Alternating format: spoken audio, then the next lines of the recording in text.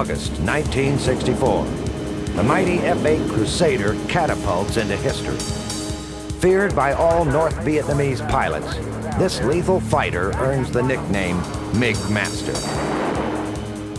But as cannon give way to missiles, the Crusader becomes the last of the gunfighters.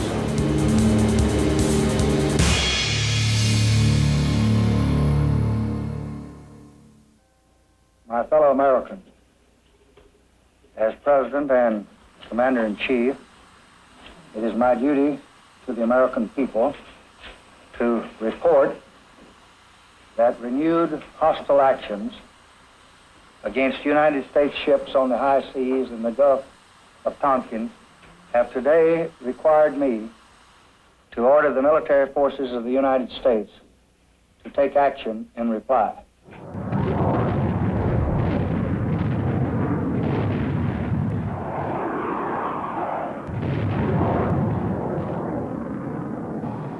On August 5th, 1964, American aircraft from the USS Ticonderoga catapulted into history. For America, this was the beginning of the Vietnam War.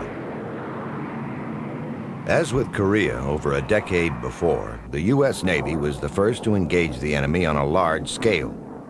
Uninhibited by the diplomatic and logistical snares encountered when operating from foreign airfields, the Navy had been poised to strike well before Washington was ready to make that crucial decision.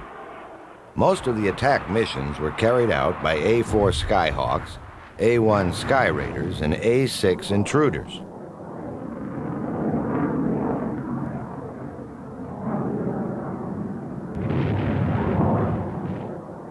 Operation Rolling Thunder was the prevailing military strategy during the early years of the conflict. It involved bombing the southern portion of North Vietnam and slowly moving northward towards Hanoi. The assumption was that the communists would give in as the bombing moved northward.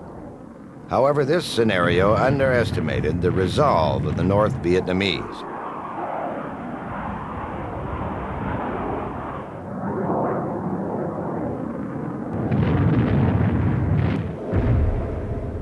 Despite its daunting name, Rolling Thunder was a limited tactical approach. Often pilots could only attack targets that first attacked them, and crucial support lines from China were strictly off limits. But the aerial bombardment did take its toll.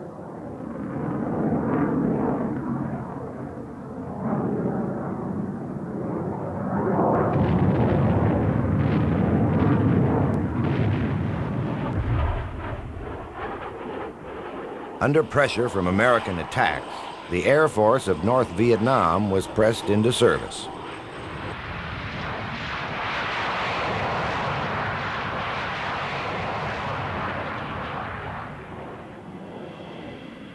The most glorified North Vietnamese aircraft during this conflict was the Soviet-built MiG-21. However, the most prolific and effective fighter in Hanoi's arsenal was actually the older MiG-17. The MiG-17 was agile and very effective in hit-and-run attacks on American aircraft. To defend the vulnerable bombers from North Vietnamese MiGs, the Navy employed a fighter that since 1961 had been the pride of the fleet. The Crusader was arguably the greatest air superiority fighter of its time. Fighting MiGs was clearly what this plane was designed to do. U.S. Marine Corps Major General P. Drax Williams graduated from Cornell University and was commissioned in 1963. He flew his first combat tour in 1965 with a Marine Corps squadron in Vietnam. Flying out of Da Nang, Williams flew perhaps the most dangerous missions of all, ground support for the Marines. Having risen through the ranks, he will always remember the plane that brought him home safely. This great old bird right here is the F-8 Crusader, once proudly known as last of the gunfighters. I flew it from 1965 to 1968 and did a tour in combat in Da Nang in 1967 to 68. It was powered by a great big Pratt & Whitney J57 P-20 Alpha, which won an award for being the first engine to sustain 10,000 pounds of thrust and basic engine. An afterburner, it would put out about 18,500 pounds of thrust.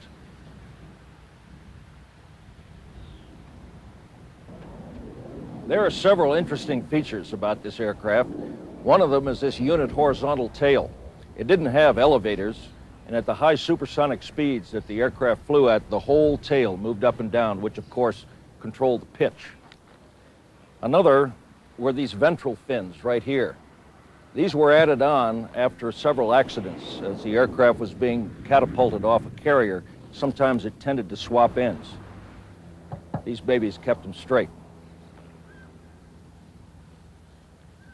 One of the very unusual aspects of this aircraft, unique in fact, is this wing. Most aircraft have flaps in order to slow down. This aircraft has no flaps.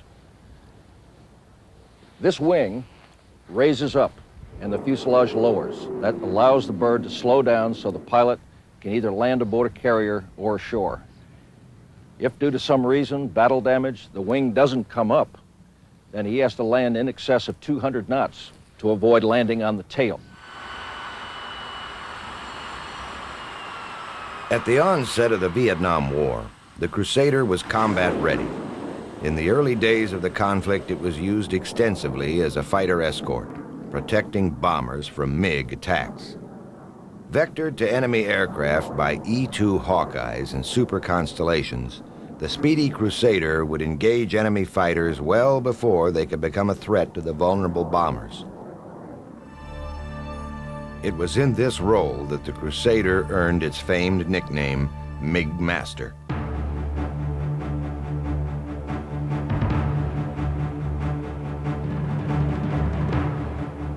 High above the jungle mountains of North Vietnam, elite battles were waged between fighter pilots determined to secure air supremacy. Not unlike the dogfights of the Korean War, sophisticated American fighters met head-to-head with their non-Russian pilots flying Russian-built planes. The MiG-17, seen here in the gun sights of an American pilot, was indeed a formidable adversary.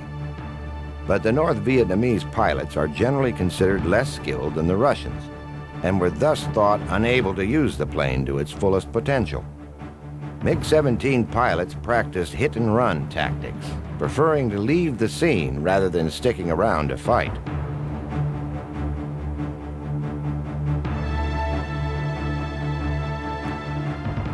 The Crusader was well respected by North Vietnamese pilots. In fact, there was an occasion where a MiG-17 pilot allegedly ejected from his plane when he saw a Crusader closing in from behind.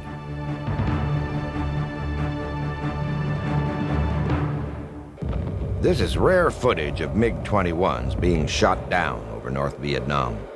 The first Crusader victory over a MiG-21 occurred on October 9, 1966, when a pilot deployed from the USS Hancock locked on to the speedy Delta wing and fired his Sidewinder.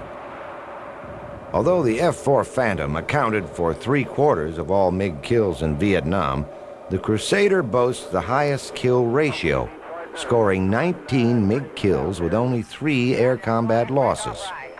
Despite the Crusader's superiority over the MiGs, air combat was always a harrowing experience. Some people say that flying is hours and hours of boredom punctuated by stark moments of terror. I think we got our share over there. I'll never forget, of course, being shot at. I don't think anybody ever will.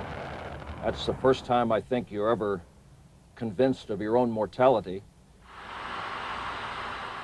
The Crusader, with its 420mm cannon, had developed a reputation as a gunfighter even before the outbreak of the Vietnam War. But it was the Sidewinder and Sparrow missiles that proved most effective against North Vietnamese MiGs. In fact, of the 19 MiG kills credited to the Crusader, only one was achieved solely through cannon fire. Here, a MiG-17 pilot is attempting to evade an onrushing Sidewinder, but it is already too late.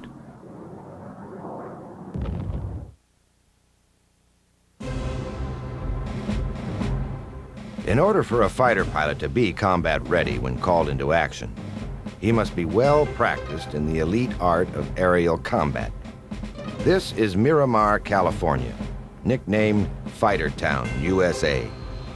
In 1968, the Navy established fighter training school for its pilots. It was here that the Navy's two premier fighters first came head-to-head in a simulated combat. It is Crusader versus Phantom.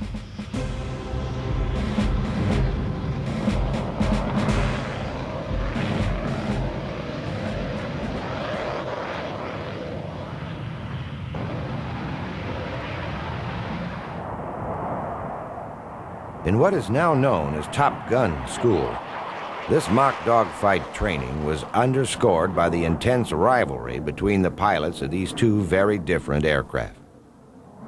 As with the early dogfighters of World War I and the Spitfires and the Me-109s over the skies of Britain in World War II, the key is to get the enemy on the defensive. Although technology changes, fighter tactics remain the same. Crusader and Phantom begin their dogfight beyond the visual range of one another. Radar must be employed to find the adversary. But radar is a double-edged sword. Although it alerts the pilot to the presence of his foe, turning it on makes him the biggest target in the sky. The Phantom hunts down the Crusader. In a defensive maneuver, the Crusader makes a hard left turn, and the two planes meet head-on. From now on, all contact will be visual. It is a classic dogfight.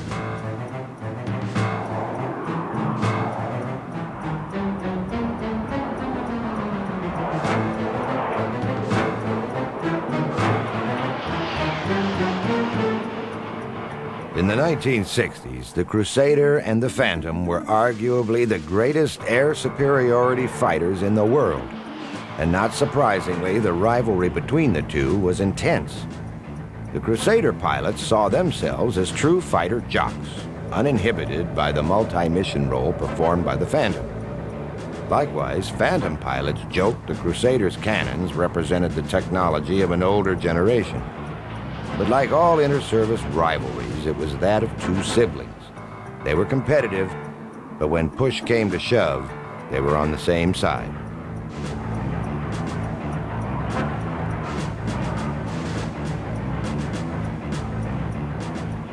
To this day, Crusader pilots maintain that their plane is simply unbeatable. Rear Admiral Robert Smith flew the Crusader.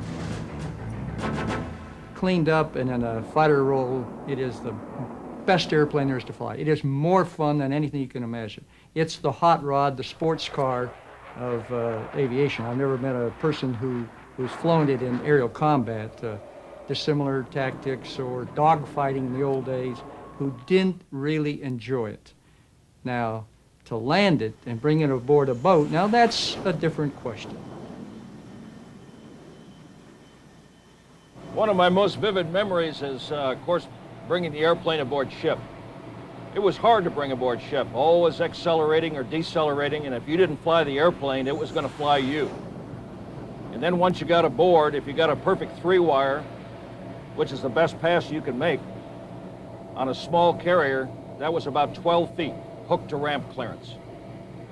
And then the flight deck personnel were always trying to taxi you off the edge of the carrier, it seemed, because the nose gear is about 6 or 7 feet behind the pilot. So the flight deck crew would bring you right up to the edge of the carrier, the nose wheel, the pilot would be over the water. And you'd see nothing but water running by underneath. And you had to have an awful lot of faith in those young men. For an aircraft to perform as a fighter, it must be extremely maneuverable. But of course, in order for a plane to be made more agile, stability must be taken away. While instability is the friend of any pilot engaged in the chaotic game of aerial combat, during landing, it becomes his enemy. The Crusader's blazing speed and prowess as an elite Navy fighter draws comparisons to its famed ancestor, the F-4U Corsair. Like the Crusader, the chance-fought F-4U was one of the fastest Navy fighters of its time. But also like the Crusader, it was unforgiving on landings. So unforgiving, in fact, that had earned an unflattering sobriquet, the Ensign Eliminator.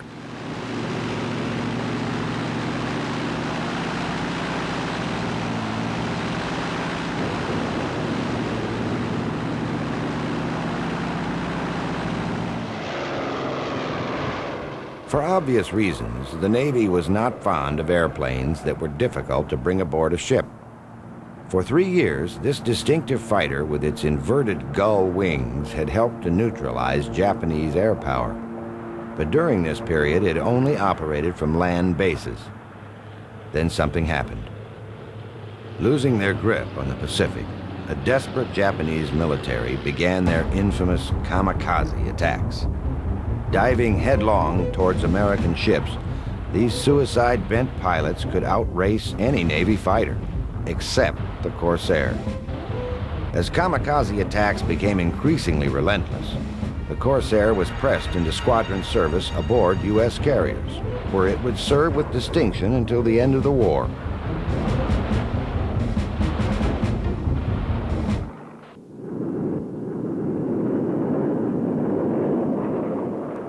By the early 1950s, jet-powered fighters had established a monopoly within the U.S. Navy. In the late 40s, the Navy had been suspicious of jets, citing their high takeoff and landing speeds as less reliable aboard a carrier than proven piston aircraft. However, the gradual acceptance of pure jet fighters took hold just in time. During the Korean War, the success of carrier-borne jets like the Grumman Panther and the Douglas Banshee proved that jet propulsion was here to stay.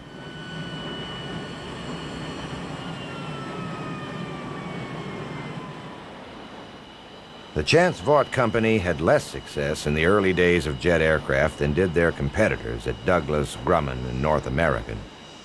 Its first attempt at a jet was the XFU Pirate, which never made it beyond the prototype stage. Vaught's next endeavor showed more promise, at least on paper. The F-7U Cutlass was the first naval fighter designed with afterburners and swept wing.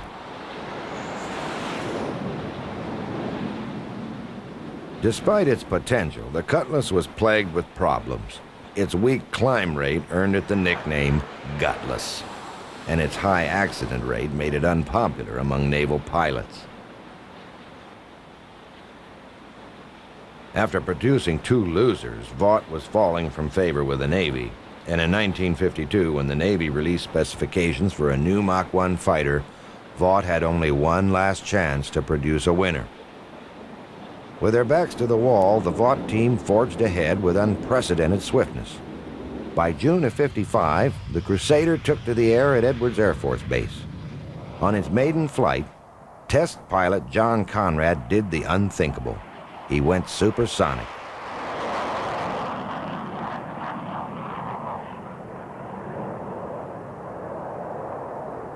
After the familiarization flights came the most dangerous part of any flight test program: spin recovery.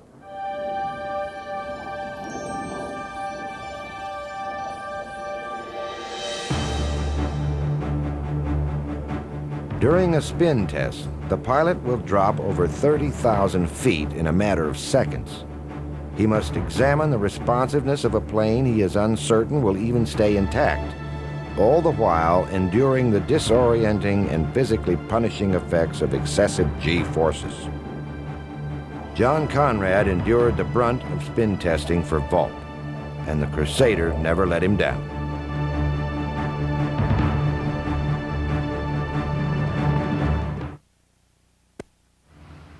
All of the early Crusader training was completed without the luxury of a trainer.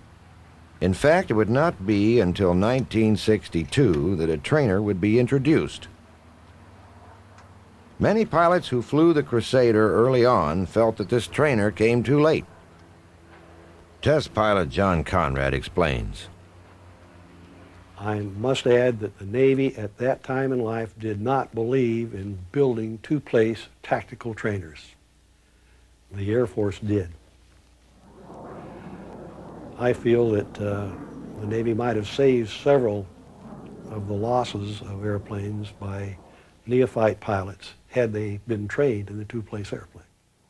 The two-seat Crusader, or Crusader as it became known, was never widely used in the training of young Navy fighter pilots. So when the Crusader first entered service with the Navy back in 1957, pilots had to make their first flight alone. Initial carrier qualifications on the Crusader were carried out in April of 1956 aboard the USS Forrestal. Captain Duke Windsor made 12 catapult shots and 12 landings without incident.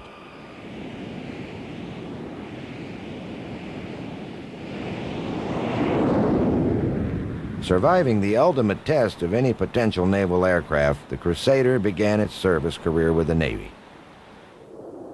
During Allied exercises in the Mediterranean, British Canberra bombers practiced mock attack missions on American ships.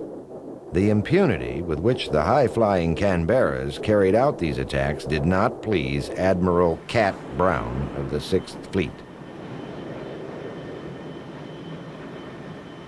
When the fleet received its first Crusaders, Brown used the occasion to teach the British a lesson in naval air combat. Canberra pilots were stunned to find this new American aircraft making vertical passes at their bombers.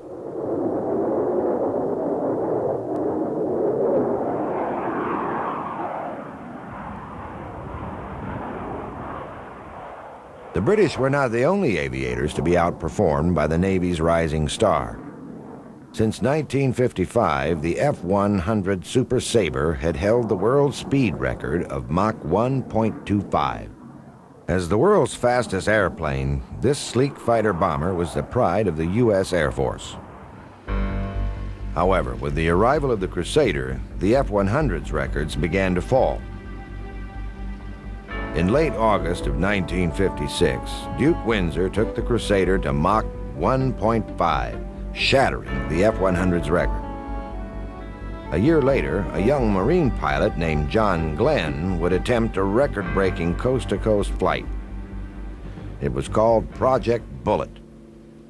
We called it Project Bullet because if it came off the way we wanted it to come off, which did work out, I would average more speed from coast to coast than the muzzle velocity of a .45 caliber bullet.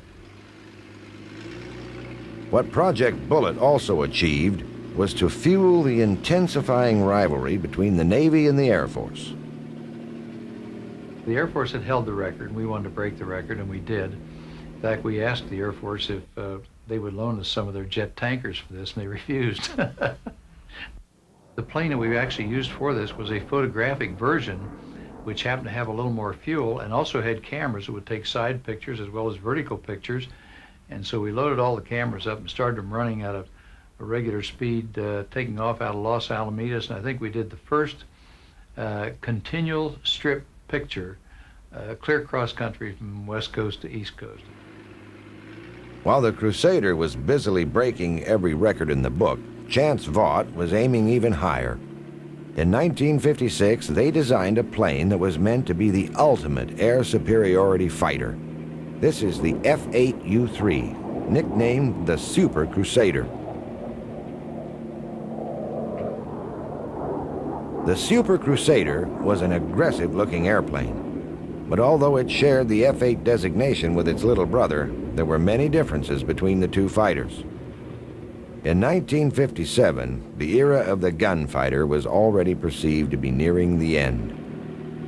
Fearing that the Crusader was on the fast track to obsolescence, the Super Crusader would carry only missiles.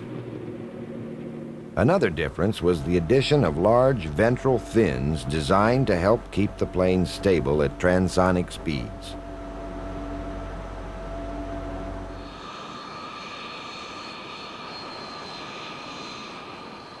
Like the Crusader, the Super Crusader's wings lifted for better low-speed handling, but an additional 5 feet of wingspan and 4 feet of fuselage made it considerably larger. The larger airframe was supplemented by an enormous Pratt & Whitney J-75 engine that was meant to propel this fighter interceptor beyond Mach 3.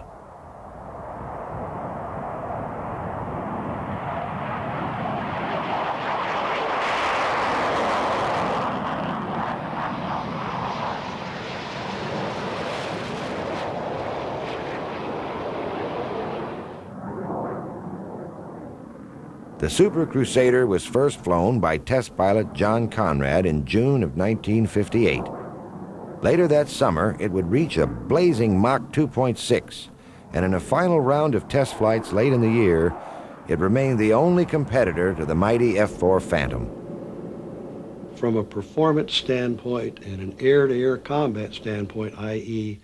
dogfighting standpoint, there was no comparison. The F-8U-3 would eat it alive. It was a much faster airplane and much more agile airplane than the F-4 was then or is now. Despite the impressive performance of the Super Crusader, the Navy opted for the twin-engine two-seater Phantom in December of '58. Following the Navy's decision, the F-8U-3 program was canceled, and all 5 aircraft were turned over to NASA for high-altitude, high-speed research.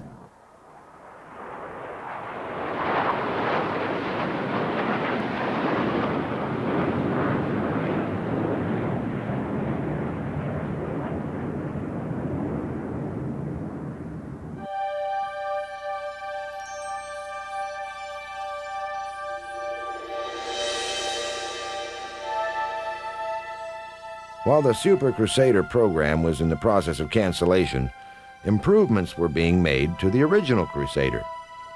The Vought ejection system was replaced by the British-made Martin Baker seats, which had developed a solid reputation within the aircraft industry.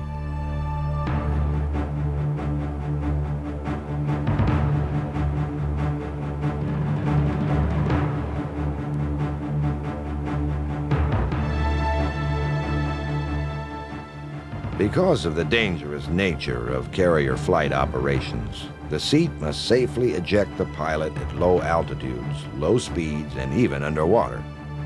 Not surprisingly, most carrier accidents occur when the plane is coming aboard the ship.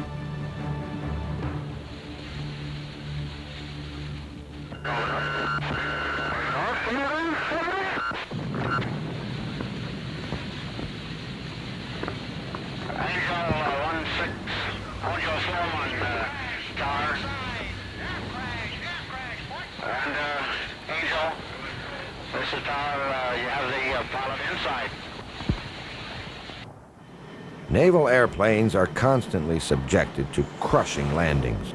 Therefore, rugged landing gear is a must.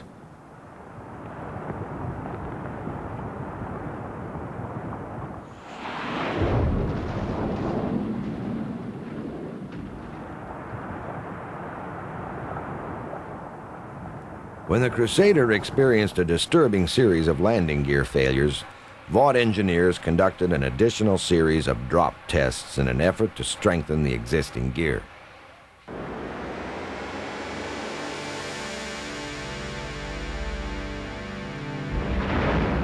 In the late 50s and early 60s, the Navy had an insatiable appetite for higher and higher speeds.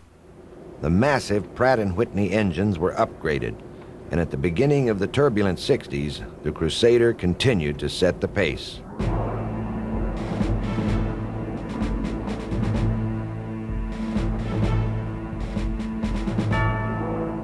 Between 1953 and 1963, Cold War fears resulted in an explosive growth in military technology. In the early 50s, jet power was a fledgling technology, while in less than a decade, man was pushing the transonic envelope, and there was even talk about putting a man on the moon. As an early 50s design, the Crusader needed to change with the times. Most of the original Crusaders were taken back to Vought so that their electronics, radar, and weapon systems could be brought up to speed. The result was this, the F-8D.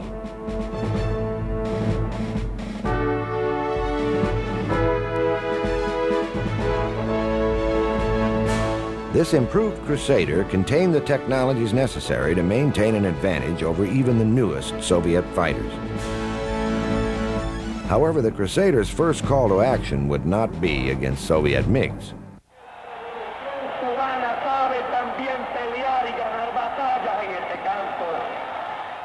In October 1962, Russian missile installations were discovered in Cuba.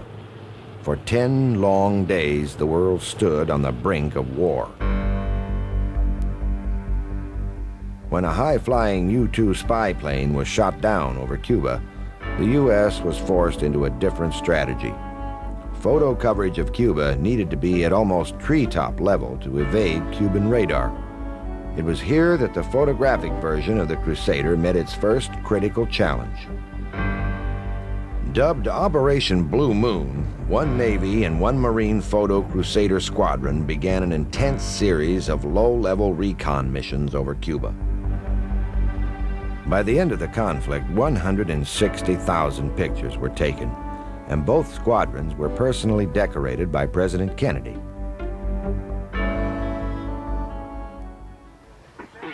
During the Cold War, the U.S. and Soviet military engaged in a continuous game of cat and mouse. It was common for a Soviet bomber, the Tu-95 Bear, to fly over American carrier groups. The Bear was equipped to carry standoff anti-ship missiles, so it was not a threat to be taken lightly. When a Bear was approaching a carrier, Crusaders were sent aloft to greet it.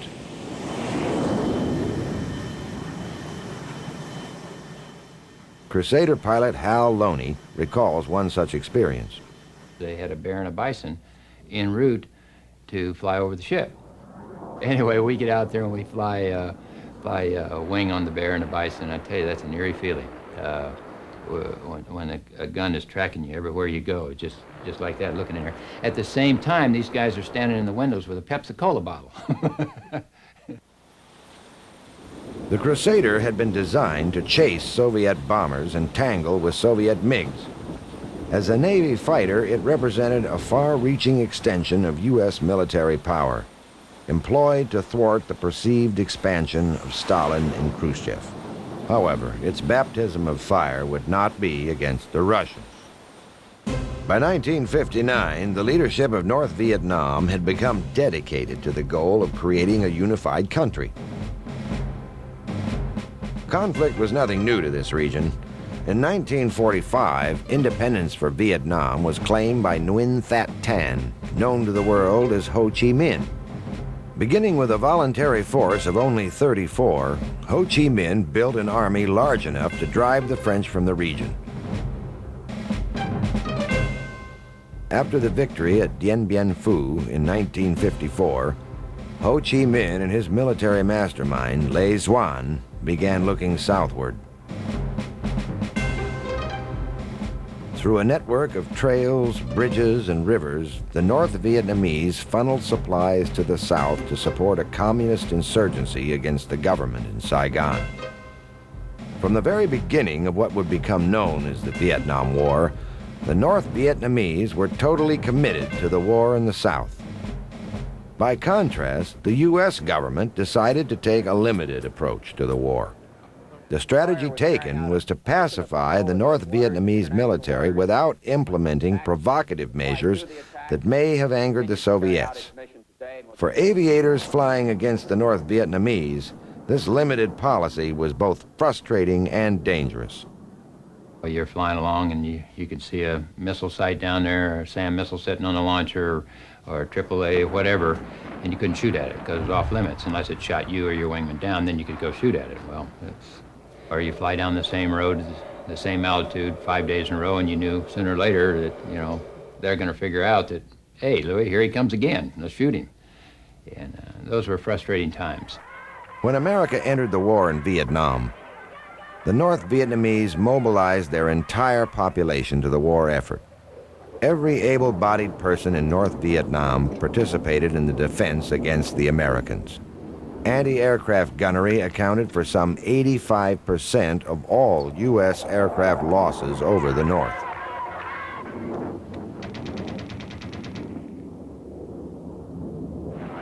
Over the hostile landscape of North Vietnam, American planes weaved through the violent labyrinth of anti-aircraft flak that darkened the sky. To make matters worse was the presence of Soviet-built surface-to-air missiles, or SAMs, which honed in on the powerful radar emitted from the sophisticated American planes.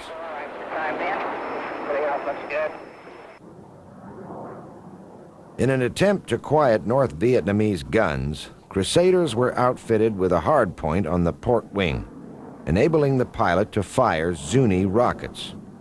Zuni rockets are an air-to-ground weapon used extensively in the suppression of anti-aircraft gunners and SAM sites. Many Crusader pilots saw themselves as fighter jocks, and they didn't cherish the idea of using their thoroughbred fighter in the role of ground suppression. Fighting MiGs is what the plane was designed to do. However, the military realities of Vietnam meant that many of these pilots would spend more of their time diving headlong towards North Vietnamese gunners than dogfighting with MiGs. Hurtling through the fray of artillery and ground fire may not have been the preferred mission of Navy Crusader pilots, but for the Marine pilots, it came with the job.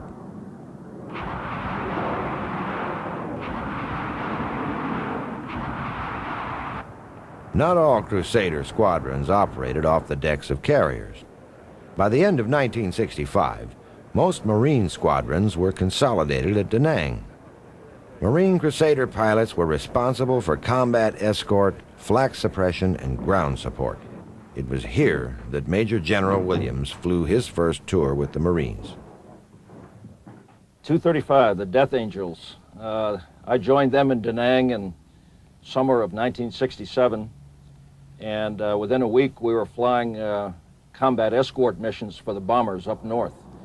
We would take off loaded with guns and sidewinders and fly fighter escorts for the A-6s going up to bomb North Vietnam. Pretty exciting for a young kid on his first combat tour. On the ground, U.S. forces were fighting an increasingly difficult battle. The North Vietnamese fought an ambush style of warfare that often caught besieged Army and Marine platoons by total surprise.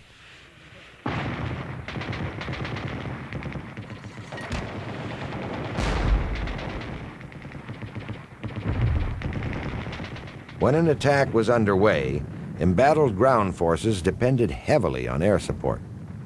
Using either radar-controlled beacon or radio, the forward air controller could give the aircraft the exact location of the enemy. Although the Intruders and Skyhawks were the Marines' primary ground support planes, the Crusader carried out this job with lethal proficiency.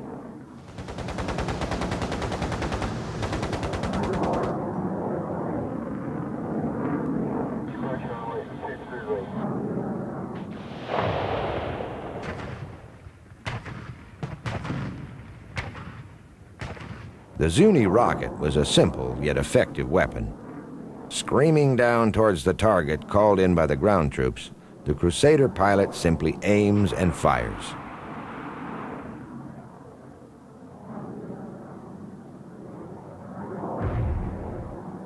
One tactic used in the ground support role was to fire Zuni rockets with phosphorus warheads into the target area. The black smoke rising from the impact point provided a target that the onrushing dive bombers could easily identify.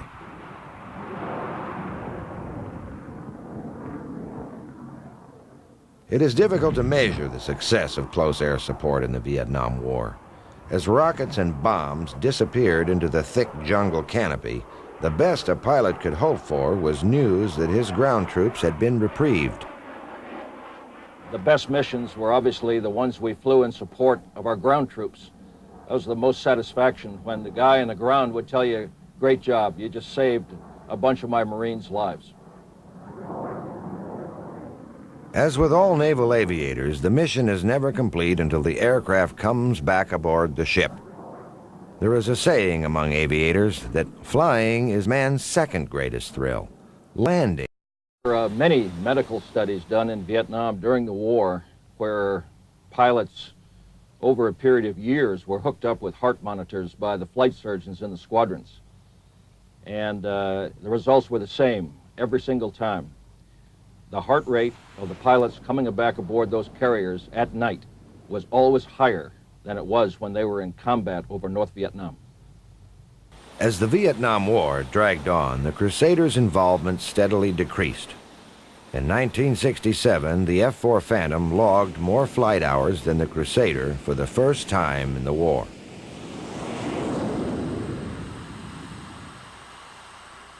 Like the great Navy fighters of World War II, the Crusader was a gunfighter. But by the late 60s, air-to-air missiles and beyond visual range radar had rendered the gunfighter obsolete. Also, the Navy's growing aversion to single-engine planes, coupled with an aging airframe, resulted in its eventual replacement by its longtime shipmate, the Phantom.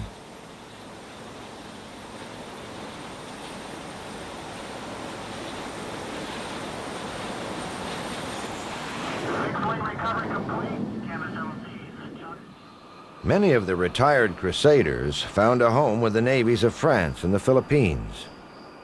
NASA found the speedy gunfighter a valuable tool for research and photography. Like the famed Corsair of World War II, the Crusader's role as a fighter remains only as a proud chapter in the history of Vought.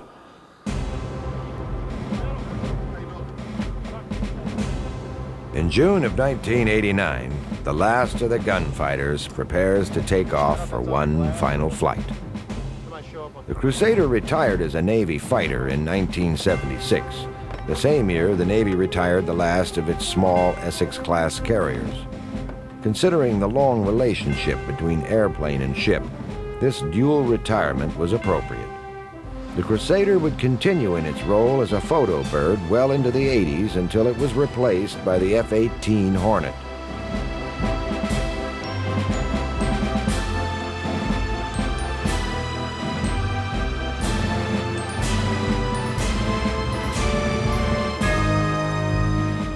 There is really no modern equivalent to the F-8 Crusader.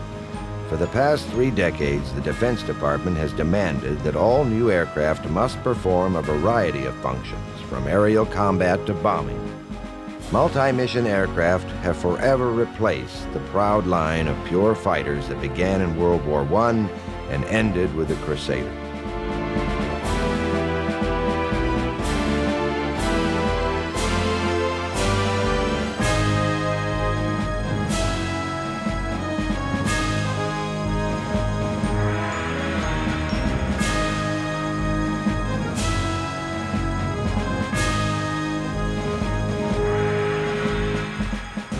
As the last of the gunfighters departs Andrews Air Force Base, another chapter in naval aviation history is closed.